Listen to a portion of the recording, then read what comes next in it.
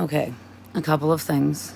One is just like off the top of my head, something I just noticed, right? I now understand the use of the clapper that isn't just funny. I just got into bed and I forgot that I was going to do this before I went to bed. And I made my little nest and I got it all ready and I went and shut out the light and I came back to bed and I got up in my nest and I went, now it's dark now and I can't make the video without the light. So now gotta get back out of bed and turn on that freaking light again. And although I had the energy, yeah, sure, I could do it. That was really effing hard. Like, truly. And not that I want to be lazy, but the easier I make my life to live, the easier, the more energy I have for other things. And because I have chronic fatigue. And if you don't understand what that is, because these videos, I mean, yeah, they're for me to heal, but they're also in hopes of helping other people heal.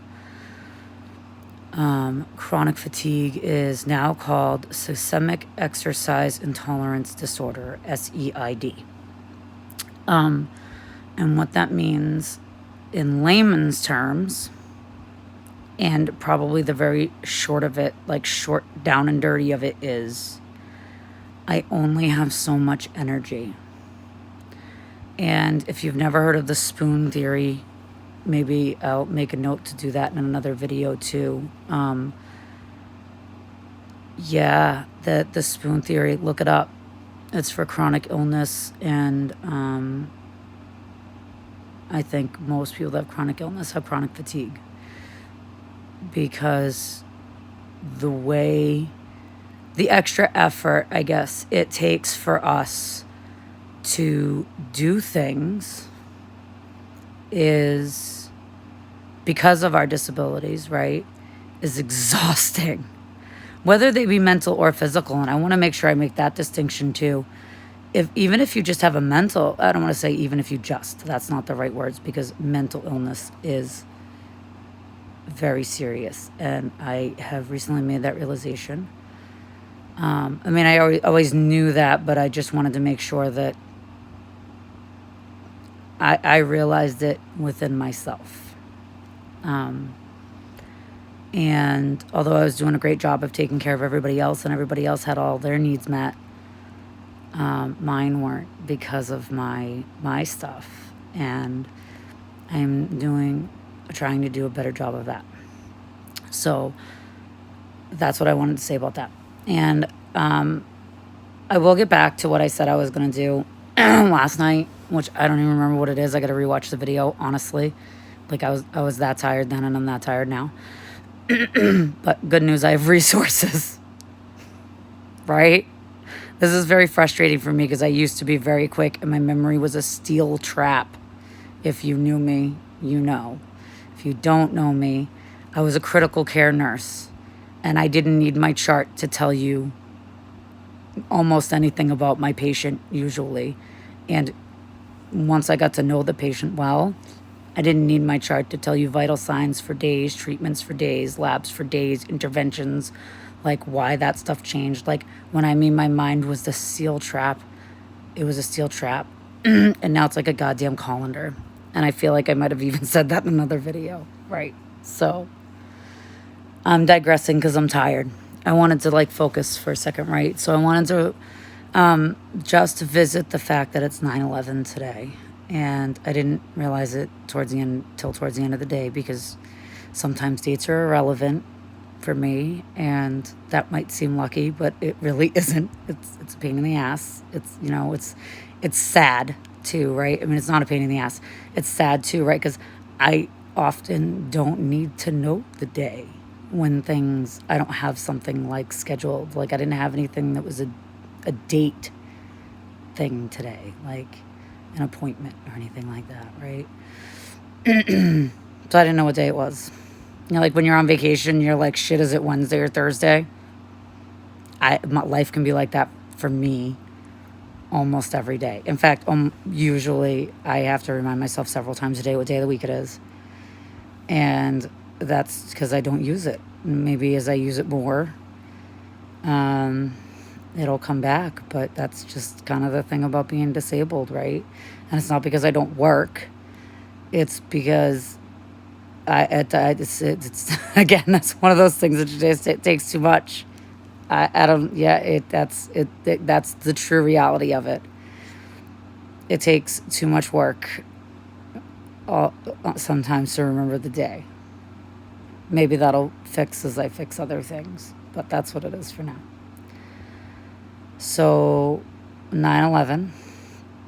I'm going to get a little serious here just for a second, and I want to, as usual, try to keep this at least under 10 minutes. I feel like more people will view, I may be able to help more people if they're shorter, and that's all of the time that I can give to it. And so when I realized it was 9/11, because I'm trying to show up for what that stuff means to me, I wanted to tell you guys the story of my 9/11 experience.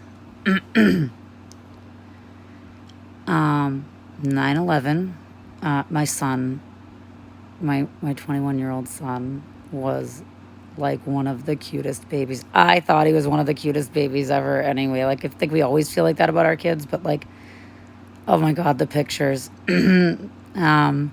He really was adorable, right? And was always very, like, didn't mind having his picture taken and would take directions. So we thought it might be fun to get him into modeling. And I'm not going to justify why. I guess if someone asks me, I'm happy to answer. I'm just not going to do it here. So he had his first interview in Boston at the Prudential Building. And I was in school at the time. And I was in a programming class and my teacher of that class was C++, I think. And yeah, I know I just said I was a nurse, and you guys are probably all going, why the fuck was she in C++? That's another story. I'm aware. All right. So anyway, my teacher was Middle Eastern, like wore the hijab. I think I'm saying that correctly, the head stuff. And I apologize if I said that wrong. I'm going to be mindful now to look that up so I'm not rude. But very Middle Eastern, dressed like a Middle Eastern woman would dress as well, right? So I loved her. She was great. I left class early to go meet my mom, who watched my son quite often when I was in school, when she could, which I will forever be grateful for. And I left class early and took the T from, I was in Lynn to Boston. And I was on my phone, I think. I don't even remember, but I wasn't really, I was maybe listening to music, and just like people watching, because I like to do that. I really like people. Okay. I love people. I love humans. They're very interesting to me. I love all kinds of humans. Well, I like the nice ones. How about that? And the mean ones, it's not that I don't like them. It's just that I see an injury usually. I see someone that's hurting when I find someone who is not nice. And that always affects me in a way. But anyway, that's not what this is about. Anyway, I was watching people. You'll find me having to explain myself, and now I'm doing it about explaining myself, and I'll talk about that in another video. So, I'm on the subway, or no, I wasn't on the subway, I was on the T, and I got to the Common, and if you know Boston, you'll know what I'm talking about, and if you don't, just follow the story, I guess. And I was walking down the street, and I don't remember. Yeah, I was walking down the street to go meet my mom and my son, and I was really excited. because, I thought this would be a really cool thing for him to do. And I'm more educated now about what that world really looks like for children. I think that's all come to light in the last few years, and I'm actually super great. Well, that's maybe not the term. I am glad the universe intervened, but not in the way that it did. Okay. So all of a sudden, my mom is walking at me down the street in a very hurried manner. And I had not a clue why. Like, I did not know it had happened. And I was in Boston, the city of Boston, on 9/11. So my mom, and I could, I guess it's not funny. Maybe that's a nervous laugh, but it to me, looking back, this part of it is humorous to me. And I feel like, some people might think that there's nothing humorous about 9/11. And I want to be mindful of that, so that you understand that I am an extremely compassionate human being. I'm an extremely empathetic human being. I know that this hurt a lot of people. And part of my stuff is I compartmentalize stuff. I'm really good at just putting it in a box and shoving it away. Okay? And I'm working on that, because I've recently realized that although it was super effective, especially as a critical care nurse and sometimes as a mom, it is not healthy. And I feel like maybe being in Boston 9/11, if I'm able to show up to that better at some point, is probably a lot more scary than I let myself remember it. So maybe I want to sit with that. But my mom was walking down the street, coming towards me, and I was very confused because they were supposed to be at the appointment. I was supposed to be meeting them, like they were supposed to be there. And she looked horrified, and I had no idea why. And she had my child, so like now I'm freaked out, right? And she told me that the world was blowing up. And I was like, excuse me, the world is blowing up. We are under attack. And like, how do you process that, right? Like, that's like, that's a what the fuck statement. And I apologize for my language, but it is.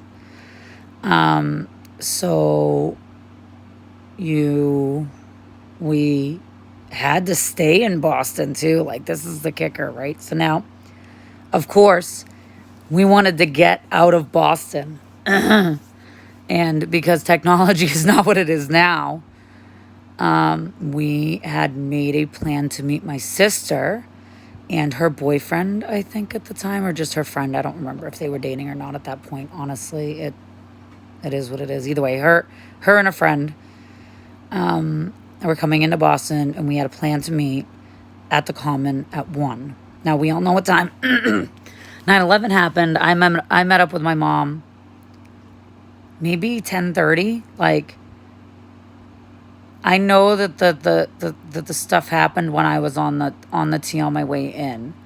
So I'm giving it a half-hour travel time. So maybe even earlier than I'm like 9:30. I'd have to, I guess I'm not mindful. I don't remember right now. I know the times that stuff happened. My brain cannot pull up the information for me right now. And but anyway, it was only like a half an hour after everything had happened that I met up with my mom. And we were supposed to meet my sister at 1. So cell phones were a thing, but they were like, the block cell phones. You could text, you had to hit the 3 buttons to text, right? And you could call, and that was all you could do with your cell phone, I think, then. If I remember, I might have even had a BlackBerry, which is very chic back then. But either way, we could not get a hold of my sister because I love my sister to death. We always joke that technology is not her thing. And yeah, it's a fact. It is what it is. So she had no idea it had happened and went about her day. And until she met us at 1, like she had said she would, she had not a clue 9/11 had happened. Like, what do we talk? Like 4 or 5 hours later? Like, I felt like, holy shit, not having missed it on my one ride. But yeah, she didn't know. So she didn't know to meet us early. So now we are literally forced. I am now forced to sit in Boston, and not by anyone's fault. It's just, the circumstances of, as they're evacuating the city because we don't know the extent of it. My mother and I and my son, who, oh God, how old was he? 1, 2, 9, 11, maybe 2, 1 or 2. And I cannot get my child out of Boston.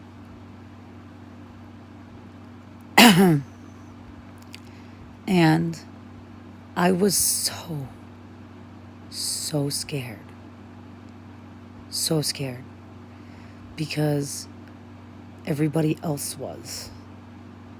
And I think I really had a really valid reason to be. And I had to sit with that fear and that inability to do anything about it for hours. And I tend to turn to humor in situations of uncomfortableness. I remember joking around and practicing French with my son and teaching him French words, which, I mean, maybe he was 3 or 4, right? So old enough that I felt like he might do that. Or I could have just been talking to a baby. That's absolutely possible. He was a toddler. I do know that. Or close to. I was teaching him French words and telling him we were moving to Canada because people like Canada. I'm sorry, it's not funny, but that's how I deal with things. I dealt with things. Even though that's not super appropriate, it worked for me in the moment so that I didn't panic. Because I really wanted to panic. So I turned to humor. And shoved the trauma of the day in a box. And never revisited it. And I realized that today. And although I don't seem to be showing up for it in this video either, I think that's one of the things I'm going to need to sit with, because that was really, really scary. And I was fortunate enough that my sister got there, we made it home safely, and that no one in our immediate, I know people that have lost people, and I feel horrible for them, but we did not lose anyone that day that we knew personally. But we grieved for the nation and for the people that were there and that did. And I feel like if I look at this timeline, this might be one of the other reasons that I went back into nursing, because I'd been in nursing school and gotten out of it. I wanted to help and I couldn't. I felt like I couldn't.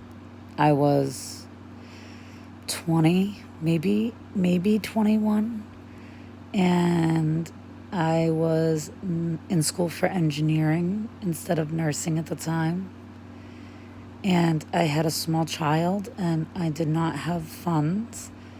And I felt really frustrated for them that I know so many people showed up. And I'm grateful for that.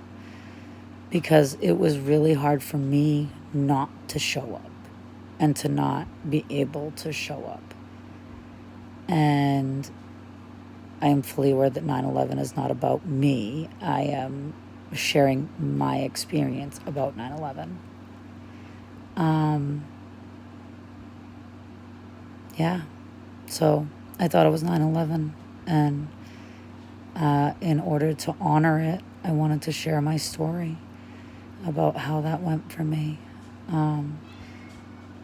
And I think it'll tie in later. And I know it'll tie in later in later videos that I feel like will help people too. and maybe some of the information I gave up front. So this is getting really, really long. I did not want to make this long, and I really need to get some sleep. So be good to each other. You know what? No, I want to say this right, because be good to yourself. Be good to each other. And stay well and stay safe. And I love you. And I appreciate you watching this. And I appreciate you accepting my vulnerability to do this. Because sharing this stuff is maybe not. And I do these all in one take. I had been re-watching them. Sorry, to make sure like they were good or whatever. I don't know what I was trying to make sure about, because I feel like I just want to be authentic and vulnerable. And if I check to make sure I think that you're going to like it, that I'm not doing that. So I do these all in one take. I do not rewatch them myself unless I need information from them later. I just upload them. I just give it to the universe, I guess, right? So here's me giving it to the universe and going to bed. Good night. I'll see you guys tomorrow.